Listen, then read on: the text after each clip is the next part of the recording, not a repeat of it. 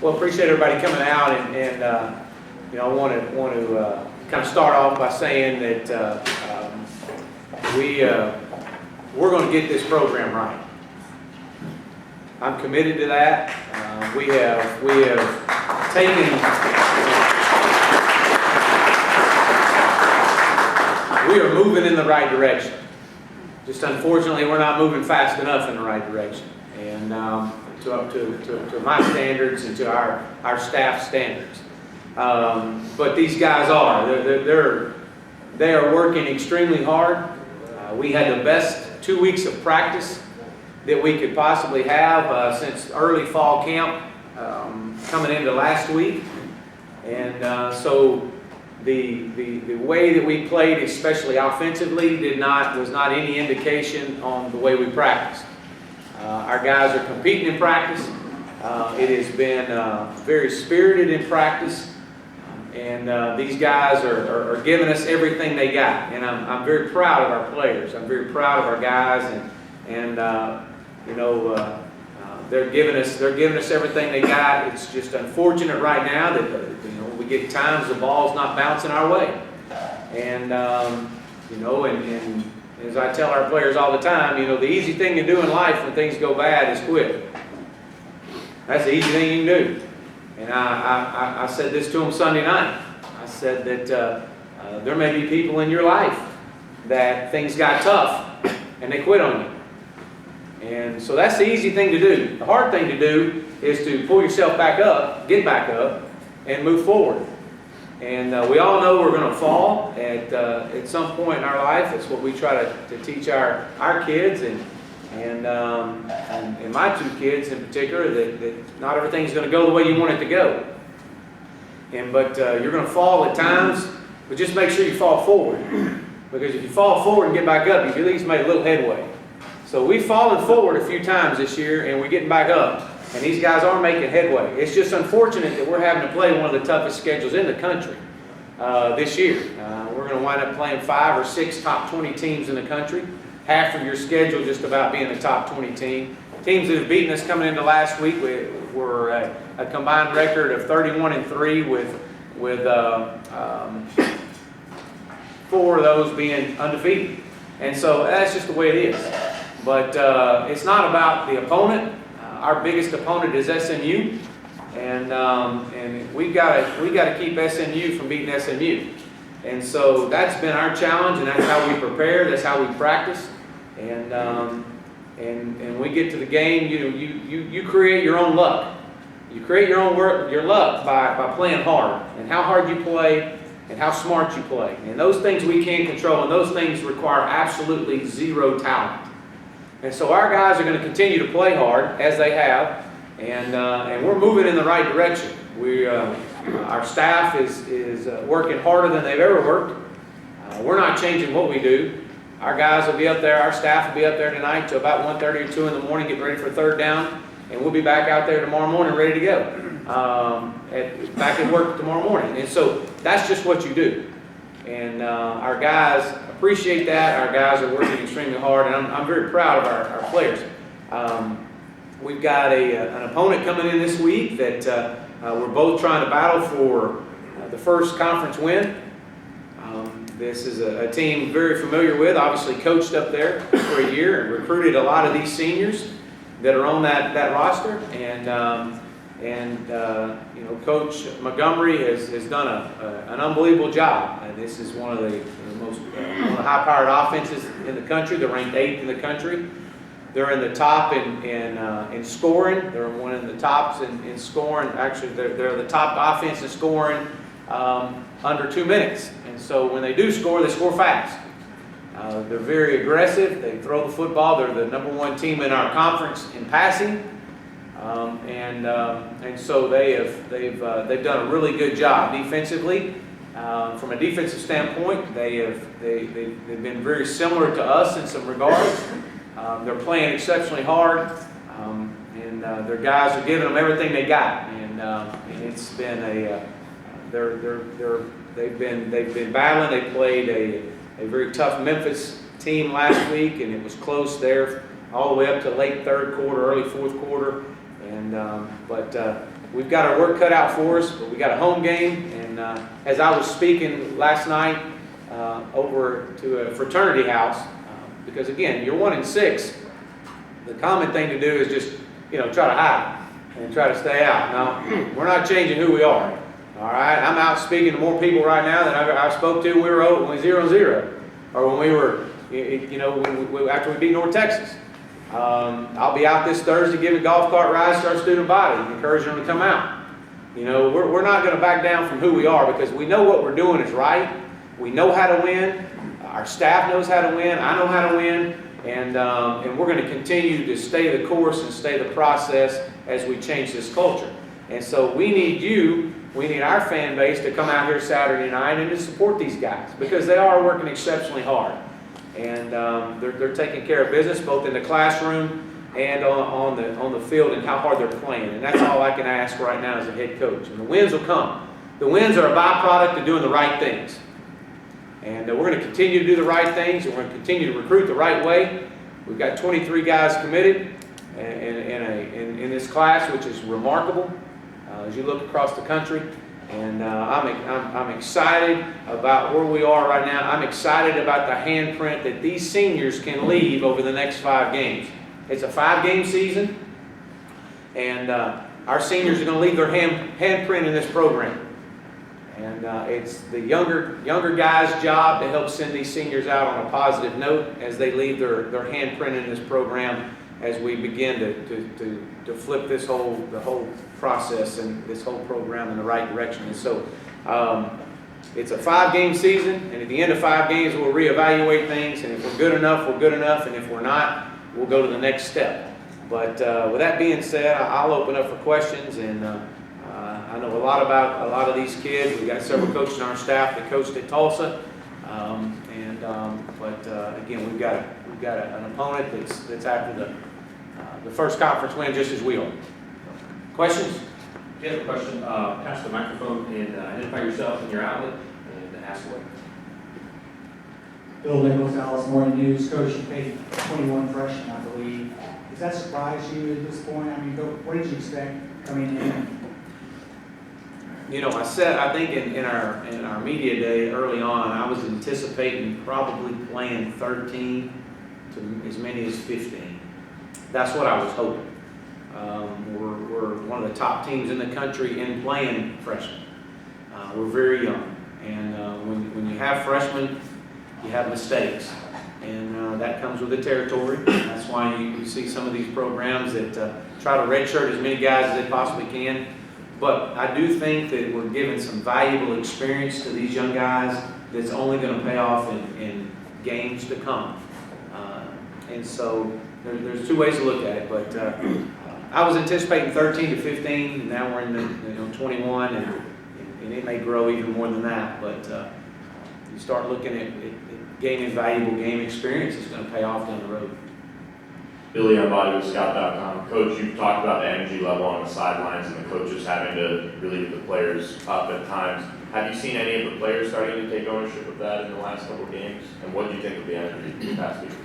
I thought our energy level the past 2 weeks has been really good. The one that really concerned me was the week of the James Madison. That was very alarming in the first half, to the point where we addressed it immediately.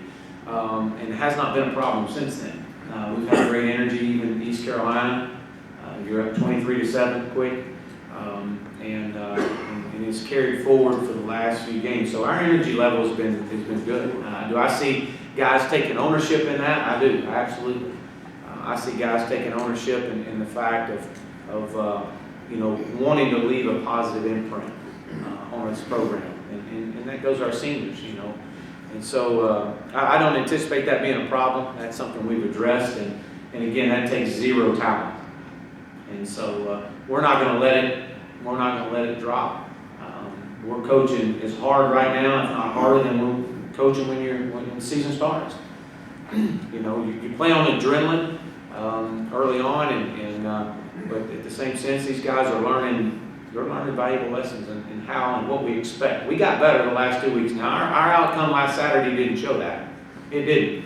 But from a coach's standpoint that's there every day and in that building every day with them, we got better. These guys are understanding how we want them to practice and how we want them to compete. And again, none of that takes talent. So again, they're doing what we're asking them as far as just the energy level. Gross for Levels.com. Coach, what challenges does the Tulsa defense present this weekend? Well, you know, they do a good job of disguising their coverages.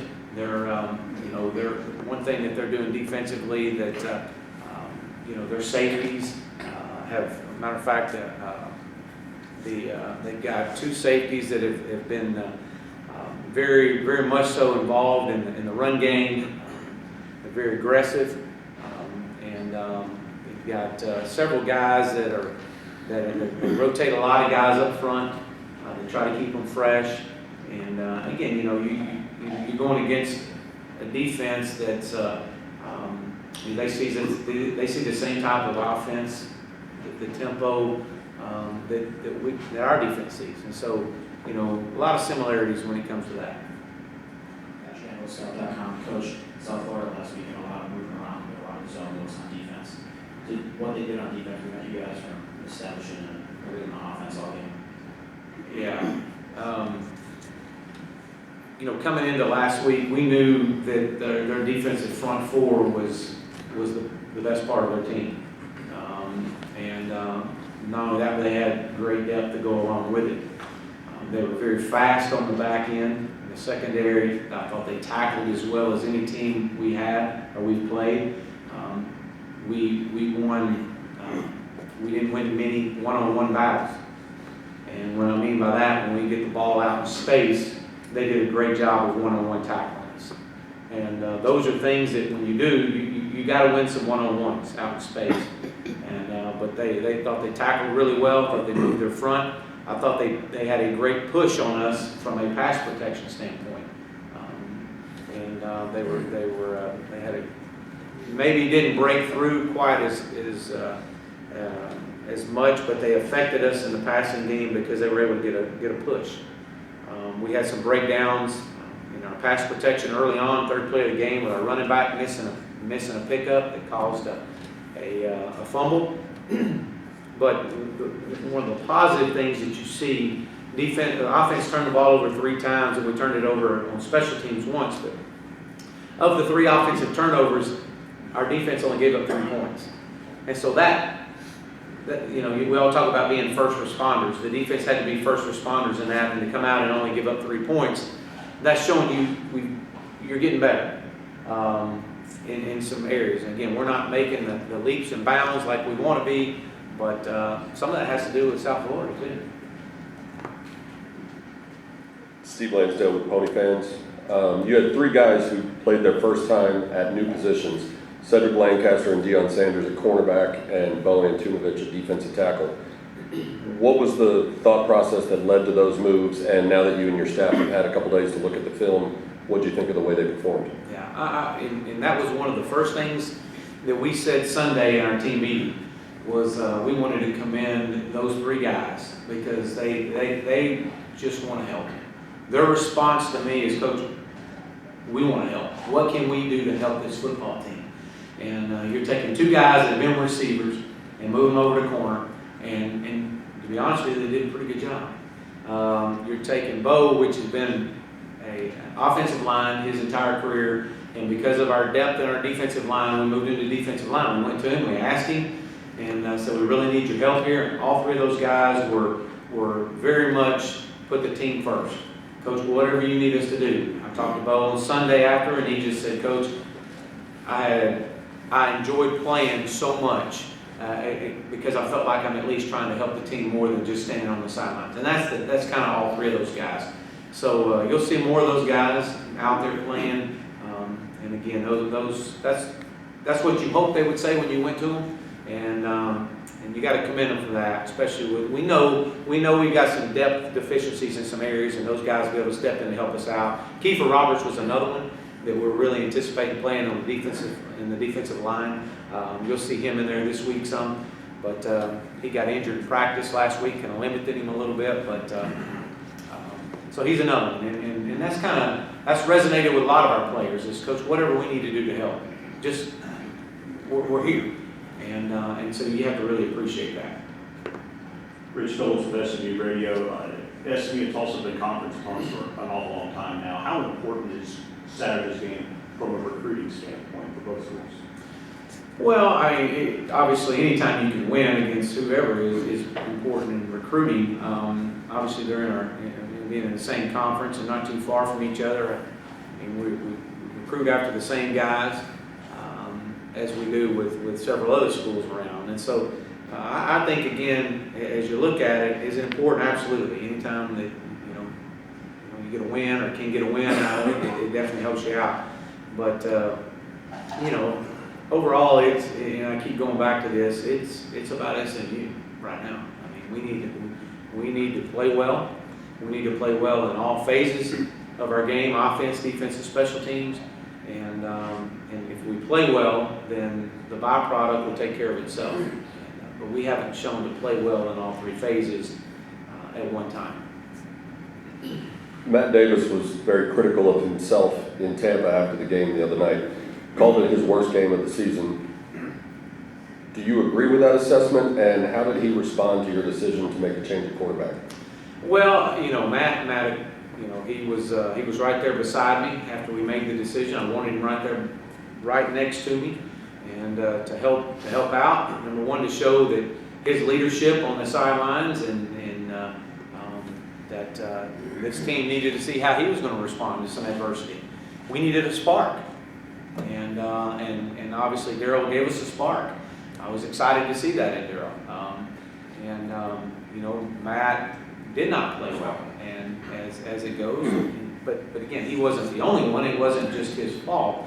But as a quarterback, as we tell our guys all the time, you chose at a young age to play that position, and that comes with the territory. Okay, and so you need to understand that as this whole thing unfolds, how you play or how this position plays affects both sides of the ball. It affects a lot of things, and some things are fair, some things aren't. And so I think it allowed our team to have a spark. He was excited for Daryl. That was good to see. And Daryl leading us down and scoring was big. And so and as we tell all our guys, just because you didn't sign a 2-year contract to be the star quarterback here for 2 years. I mean, you didn't. You have to perform as everybody else has to perform. And he understands that. He's a fierce competitor. And he's done a lot of really good things for us this year. And he'll continue to, he'll start for us this week. But at the end of the day, we're still 1-6. So we got to improve on that. And we got to improve on how we play at each position. And quarterback's it's a huge part of this. And it's one of the most important positions. It is the most important position in this whole team. Coach, a couple questions from the audience. Number one, can teams use help with communication connected to the sidelines like they do in the NFL? And if not, how do you communicate with your quarterbacks during the game? You can't. The NCAA won't allow you to have any type of microphone in your helmet, so you can't have that. And so, just the communication on the sidelines, when we get them over on the sidelines, we talk with them, and obviously the signaling that we, and how we signal. That's how you get the communication all the way across. And finally, which players on the current roster have the greatest NFL potential in your opinion? Yeah, you put me on the spot right there. There's obviously, we've got to improve in a lot of areas. When you're 1-6, it's really hard to say that right now. I mean, you got to improve in a lot of areas. There'll be some guys that have opportunities to make a team and possibly get drafted. Obviously, you look at what's been done, and as I share all the time, you're as good as your record, and you're as good as what you put on film. That's the cold hard truth of this business, is because and so Cortland Sutton early in the year was playing very well. We've got to get him back to playing to that level. I think he's got potential to play on at the next level. There's several other guys, but again, to play at that next level, we've put many at that next level. You've got to perform on a consistent basis, and that's learning, and that's how. And we've got guys that have potential, but we'll see. They got to continue to grow. Thanks a lot, Coach. Anything else? That it? We're good. We're good. One more, sorry. Sorry about that. I just wanted to ask you about Tulsa. In your brief stay there, you actually, a lot of connections you made now are still with you. How important was that year you spent there? It was huge. It was big in the growth of me as a person.